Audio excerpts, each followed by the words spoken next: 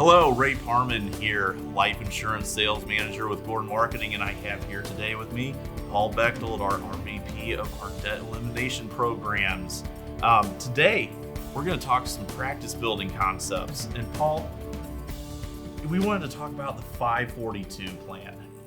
What is that, and what does an agent need to know about it? Well, first, Ray, quite often we get on here and we're really trying to talk about either product knowledge or various aspects of those products and all that. And one of the things that I vow to do with all of my agents is make them better salespeople, right? A lot of IMOs out there, you got a lot of choices to go out and find the best carriers, find the best contract levels, whatever the case may be. But I think one thing that differentiates Gordon Marketing, you and I, especially in the life insurance side, is we really try to help agents close more business, right? And so I came across this book, The Way of the Wolf, by Jordan Belfort, right? So he's the Wolf of Wall Street. Oh yeah, great movie too, nonetheless. Yeah, kind of saucy, wasn't it? Oh yeah, you can say that, yes. Okay. But anyway, I became intrigued when I read his book because, I'm always intrigued with people who have great mind and can see an opportunity. And what he saw a way to improve the prospecting activities of the call center that he was running, and did that through proper prospecting techniques and the sorting of those clients that they were going after, right? Okay. So there's really two aspects to it, right? The first is queuing up and implementing better prospecting techniques. Number one, doing it at the time of the day that you're best at, okay? And what 542 plan stands for is I want to start agents off with a crawl, walk, run approach, and that crawl is 5 phone calls. I'm only asking you to make 5 phone calls, okay? And if you implement the techniques of the 542 plan, you should be able to get 4 people to say, yeah, I'd be interested in learning more. Now, is that 5 phone calls a day or a week? What does that look like? That could be whatever you want it to be, Ray. Okay. We start small and we scale up. Okay? I like it. So ideally, I would love it for every agent out there to make 5 phone calls a day. I don't think that's an arduous task, right? But out of 5, we should get 4 interested buyers. And out of that, if we're halfway decent, we ought to be able to close half of those sales, right? Yeah. So suppose every day I could go out and talk to 5 people and net it out 2 sales. We'd all be making all kinds of money. That we would. Yeah. So the first aspect, as we were saying, is using proper prospecting techniques, using tonality, using voice inflection, using trial closes, using speech patterns that are going to intrigue the prospect and get them to want to learn more. Okay. The second aspect to that is then listening to the client and kind of sorting them out into really four different categories. One is the buyer in heat, the guy he's all hyped up on, or she's all hyped up on what you're selling, okay, and they're ready to buy right now. And that can be a dangerous signal, right? Okay. Yeah, because looks can be deceiving. They may think they want it, but then they can cool off and they can rescind their emotion, okay? The second one is the buyer empowered, the one that is asking questions and they're qualifying whether they want to buy from you based on whether you have what it takes to provide them the information they want, right?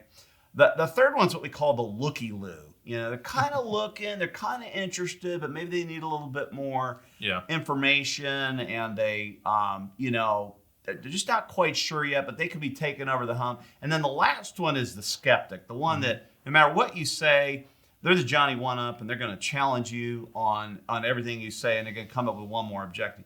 Understanding how to sort those 4 categories out into whether they're a really good prospect is really the second part of it, making sure we're not going after the wrong kind of clients. You and I both seen agents out there that are chasing a client that is not a really good prospect. Would you agree? Spending time with the wrong people, right? That aren't going to result in a sales made, right? Yeah, absolutely.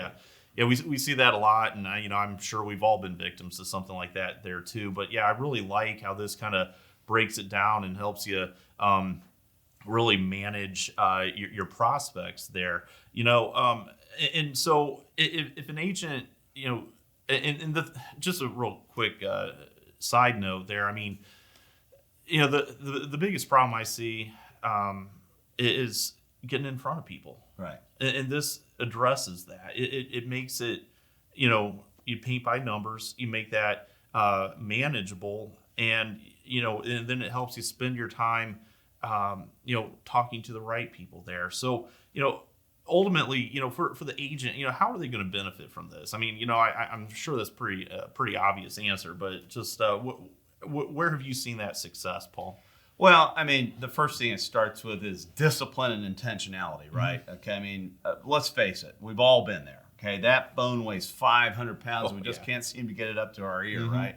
We got to start with a way that breaks some of that down. Okay, and I think anybody could agree, finding 5 people, doing it at the time of the day that works best for you. Some people are morning people. Some people work better in the afternoon. Some people are better later in the day. Choose the time of the day that works best for you, because there's the old saying that the client can hear you mm-hmm. smiling on the other end of the line, right? Sure. And if you don't have enthusiasm in your voice and you don't sound confident in yourself, it's going to be hard to bring that prospect in and then to turn them into a client, okay? Mm-hmm. So starts with intentionality, starts with discipline, and then if you do it enough, then you start to get a rhythm going. You start to get a flow going. Success breeds success. So it's just trying to get a positive, perpetual motion started that an agent can build on. And in no time, I would guarantee, and it doesn't matter whether you're selling life insurance, annuities, Medicare, health insurance, supplemental benefits, mm-hmm. whatever the case may be, just the rhythm and the repetitiveness of doing that, I think agents will see their business skyrocket. Yeah. And, just kind of a question there, once you implement this type of discipline, this kind of strategy, are we seeing immediate results, or do you have to give it a little bit of time? What does that look like? Actually, in most cases where I've seen agents that get intentional about making calls, within a week, you usually see a piece of business coming in and the rubber meeting the road and some gratification building with that agent. Yeah, that's beautiful. And then, of course, you have guys like yourself that can help run point of sale. That's one of our value adds here at Gordon Marketing. I can help as well, where it's needed. And, we certainly want to, motivate you guys out there to get out there. Just ask for what you need, and what you need are more opportunities, and we can help you with that. So, Paul, you kind of said, this I think is very, very applicable to a lot of things. But is there a particular kind of sale that this works best for compared to others? Is it what does that look like? Well, I mean, the one thing I'm fortunate in my role as debt platforms manager is that most people have debt. Mm-hmm. And they all want to get rid of it if you make it easy enough. Yeah, right. Yeah, they do. And the one little hang up though I do have is it almost sounds too good to be true that somebody's calling you up and saying, "Hey, let me show you how I can eliminate your debt without changing your lifestyle." Okay, but I love having that problem because mm-hmm. it just puts me in front of a ton of people. Yeah, and gives me a lot of opportunities. Yeah, so absolutely. Like you, Ray, you've been out in the field selling. I still get out in the field and sell. And I think that's one of the caveats and the cachet that we have with working at Gordon Marketing is we do this ourselves, and we can impart that wisdom. Yeah, we kind of fight the same fight there, the hand-to-hand combat that we're all facing, and certainly are more than happy to help you, the listeners out there too. So, Paul, if somebody wants to get a hold of you and maybe have a further discussion about, some sales techniques, some practice building opportunities, how can they get a hold of you? Sure, absolutely. Give me a call, 317-626-3054. Usually work remotely, but I can be transferred through the office as well, or paul@gordonmarketing.com. I'll be glad to get back with you.